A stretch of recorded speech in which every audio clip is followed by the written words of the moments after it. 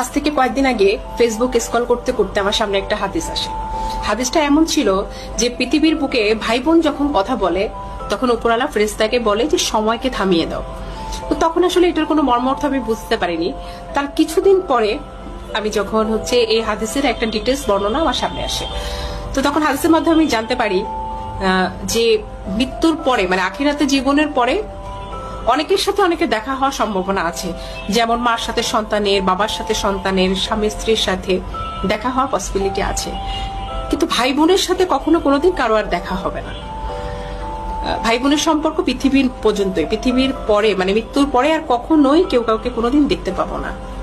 বিশ্বাস করেন, এই কথাটা শোনার পরে আমার মনের মধ্যে এক ধরনের যন্ত্রণা আমি অনুভব করছি যে পৃথিবীর পরে আমি শুধু আমার ভাইকে দেখতে পাবো বা আমি আমার বোনকে দেখতে পাবো, মৃত্যুর পরে আর কোনোদিন ওকে আমি আর দেখতে পাবো না। তো এই ক্ষণস্থায়ী জীবনে আমরা অনেকে সম্পত্তির কারণে কিংবা আনুষাঙ্গিক অন্যান্য কারণে আমরা ভাই বোনের সাথে কেউ কারো মুখ দেখি না বা আমাদের সাথে কোনো কথা হয় না, টোটালি কোনো সম্পর্ক নেই, এবং এইভাবে সম্পর্কটা অনেকদিন কন্টিনিউ করে যাচ্ছি। তো তাদের উদ্দেশ্যে আমার একটাই মেসেজ, সেটা হলো যে যে সম্পর্কের স্থায়িত্বকাল এত কম, সেই সম্পর্কের মধ্যে এত বৈরিতা না রেখে আমরা আমাদের সম্পর্কগুলো সুন্দর করে ফেলি।